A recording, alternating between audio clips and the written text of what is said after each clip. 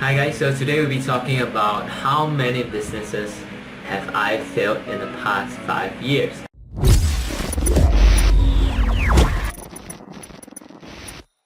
So, being an entrepreneur, it is very normal for you to fail or have failures in both your investments in online businesses that you create or businesses that you create locally as well. So I am no means a newbie to such failures. So in total, I actually fulfilled around 7 types of businesses, or I call them like kind of models. They have actually taught me a lot, and even previously when I was continuously failing this few businesses, my parents always told me that, oh, maybe you should stop and actually should go to work, or you should just stop doing this type of things and you're wasting a lot of money. But throughout the years, I actually realized that such businesses actually gave me a lot of experience, a lot of knowledge, and helped me to see the bigger picture in terms of how you view entrepreneurship. And as the rise of influencers such as Gary Vee, Sam Lavins, Iman Gatzis, and all those YouTube influencers who talk about entrepreneurship, social media marketing agencies, Facebook ads, and all those online vehicles to actually earn you money. A lot of young people actually, or a lot of youth and young passionate people are actually striving to become their own entrepreneur, to lead their own lifestyle, to design their life well, and to actually be financially free and secure to actually support their families or to achieve the goals that they want to do. So I am no different, but the thing about me is that I started off maybe 5 years ago when I was 20, trying out different things, selling different things, and trying to get some spare cash for pocket money while I was still schooling. So one of my very first business was something that was close to my heart. So it was a clothing line called Create Clothing, and this also got me into trouble with the law, of not knowing much business stuff and like legal issues that came in place with registering a business. So I registered a business and started a clothing line with a few friends. I sold off almost everything that I had, and I almost got, the first thing that I learned throughout the process, that I got scammed trying to make t-shirts in Indonesia. So I almost didn't get the t-shirts, and I paid them already. So that was a very interesting experience, I would say. It was very scary for me, and I was very nervous on where getting the t-shirts and whether I could sell them. So the next problem came was whether I could sell them at all. So I sold around 70-80%, which was great considering how much I put in. So I invested around 1.5k and got back, I think I broke even, or I didn't really check the accounts. And I hired a few friends to actually do a photo shoot and to help me with the marketing efforts and whatnot. It didn't really work out as I wasn't as interested or I think focused in this idea as I thought I was. And I input such friends into the company's employment, but then I forget to take them out, and then comes the government letter to tell you I need to sue me because I didn't pay for employment, didn't pay for CPF, didn't pay for anything. So luckily for me, my friends helped me write the letter, and that was all solved, and so there was no other issues at hand for me. And as a young kid back then, we all love to actually see, I myself love streetwear, so I like to create things that close to heart. So at that point in time, it was one of my passion to create a clothing line.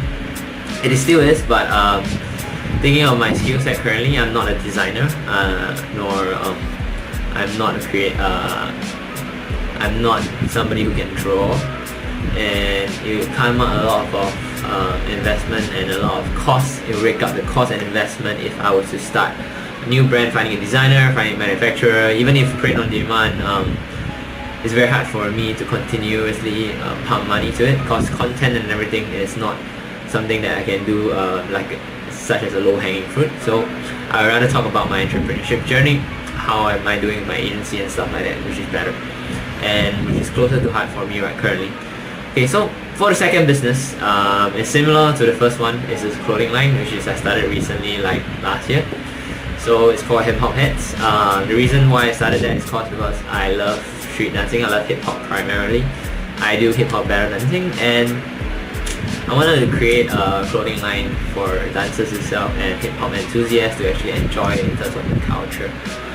The reason why I stopped that was not because of profit, not because of a lack of passion.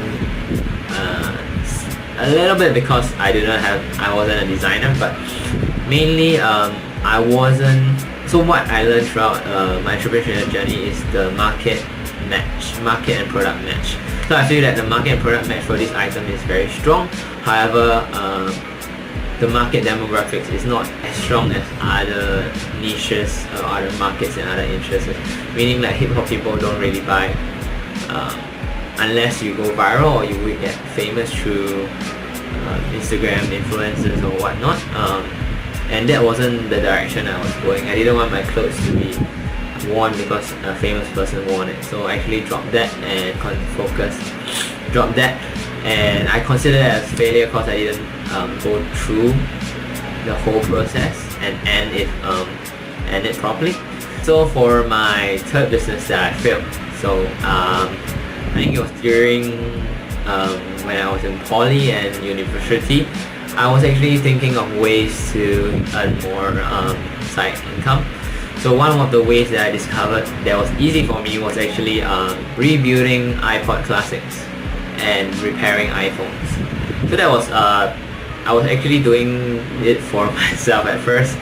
So I actually wanted a MP3 player that has a very big SSD, plus additionally that it won't spoil if I drop my iPod Classic. So I eventually bought a spoiled iPod Classics, changed the hard disk to SD card, and it worked well. So I thought, why not I try to modify other people's iPod Classic as well and charge them a fee for it. So for iPhones it's similarly the problem. So I realized that I had an iPhone previously, like 4 or 5 years back. The battery was dying very fast, so I actually repaired it on my own. And I was thinking this is so easy, so I should charge people for it like $20 to $40, and the battery cost only like $5. So I earned through a service fee. Eventually I stopped that because it was kind of time consuming and the products came a little bit slower than I thought it would. So I bought from AliExpress, and I bought from a US website to actually get the adapter for the SD card. Okay, so for my fourth business, at that point of time I was very interested into shoes and vintage clothing. That was all due to Rounds 2 influence on YouTube. I was watching them day out, every day, and wondering, wow, it's so cool. The clothes they wear was amazing, and they are able to find such cool clothes in thrift stores. So in Singapore there wasn't much thrift stores. Even there were a few, but the problem with the thrift stores is that, or maybe with Singaporeans, that they don't donate as much as maybe in the US.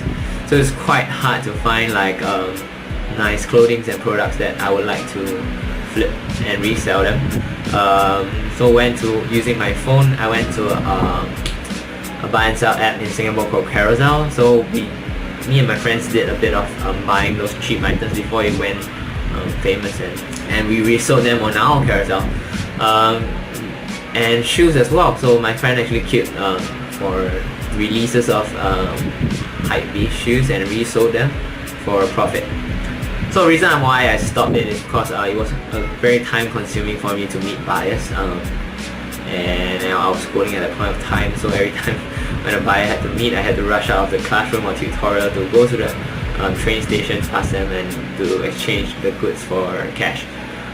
Another thing is that the vintage clothing wave is coming hard and strong in Singapore, so there are a lot of stores such as Retrograde, Death Threats, and I can't remember the other one.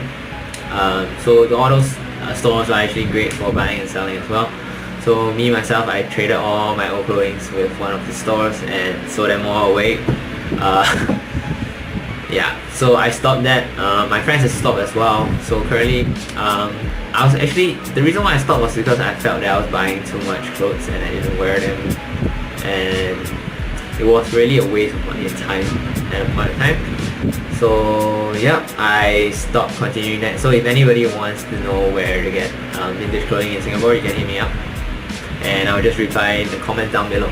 Okay, so the next one is local dropshipping. So similarly to my previous business, which is reselling clothes and shoes, local dropshipping meaning that I did this for super long, like 3 to 5 years. So my profit from local dropshipping was around $500 per month, and I couldn't scale past that because it took a lot of my time. So what I did was to get products. Mainly I sell streetwear, either fake streetwear or original streetwear from China.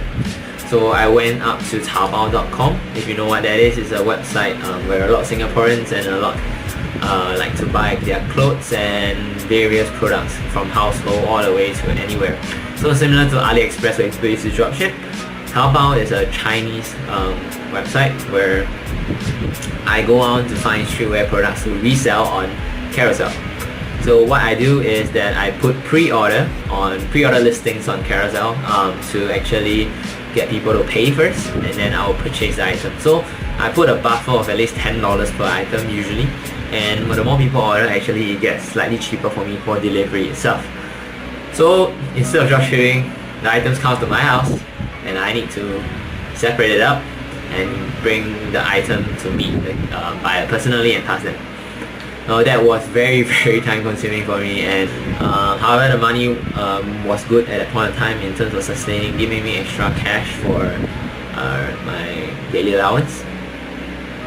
The reason why I stopped that because I felt I couldn't scale. It was taking too much of my time, as similar to the previous one, and Carousel had some different changes, so actually the whole business came to a flop.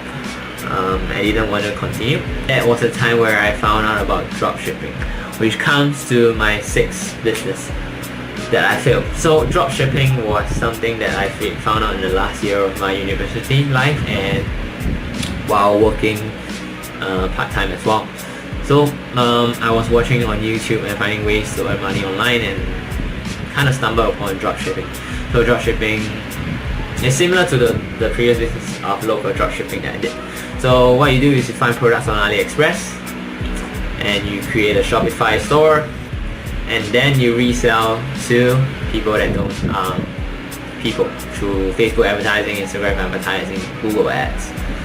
So I actually managed to create a ton of stores. Like I created 6 stores and only one took off, and I created a 5-figure store with one product, and then eventually I sold that off because I didn't have time to manage it or train people to manage it, and I was in the midst of going to Europe for my internship for my physiotherapy degree. So I sold that off and I made like a few $1,000s off of it, and I tried restarting after I came back, but to me it just didn't feel right selling things that I didn't believe in, especially for a lump sum of money. So I stopped that fully, and due to my values. And however, dropshipping is still a viable option right now. Although the competition is fierce, you should definitely go and try it if you want to. I previously coached students in Singapore for dropshipping, so that was experience, as I had people who had tried it before and people who just started new. So I already noticed people who tried it before have very limiting belief, and that they want to earn money from dropshipping quickly. And I found that it's not as easy as it seems, meaning that you are creating a business.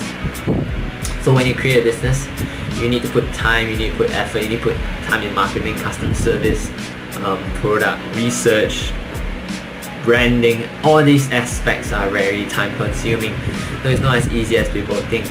So continuing on to my last business, which is, I wouldn't say it's a business, it's more like an investment. So I actually dabbled in Bitcoin and Bitcoin mining. So I actually lost about 1,500 Sing dollars, roughly around $1,000 USD. So I bought in when Bitcoin was still kind of low, at a few thousand before it shot up, and then it crashed. So I should have sold it during when it shot up, but that being said, This was a learning experience to never jump in any investment opportunities without actually researching on it properly and understanding the market dynamics as well. So next time if I want to invest in anything, I would actually ask people who have invested in it before for advice and tips on how do I do it.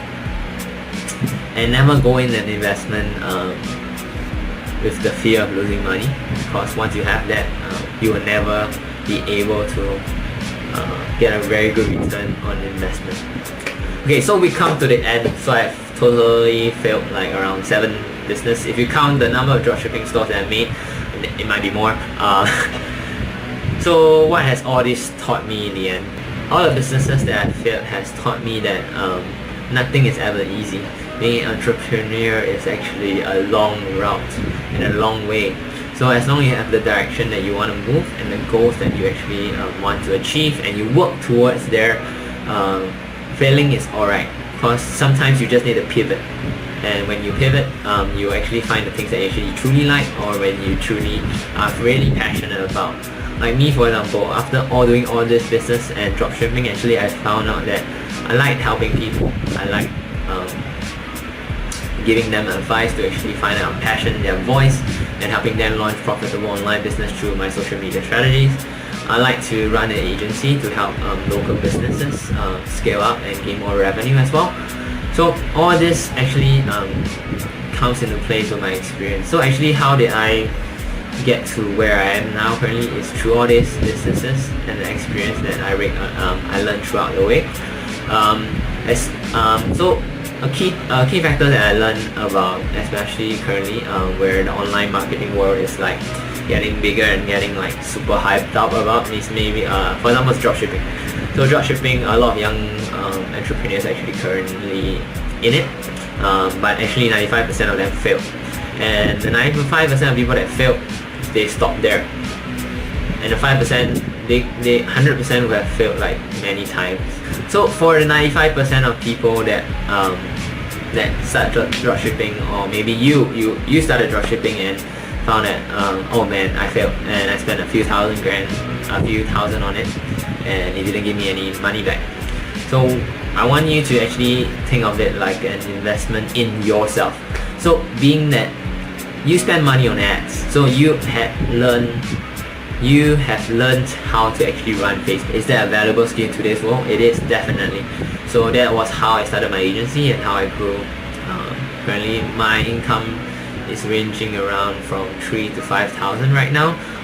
Currently it's via profit sharing, so the money hasn't came in yet. So but still, I started off from scratch and I get to where I am now. So this is my way of documenting.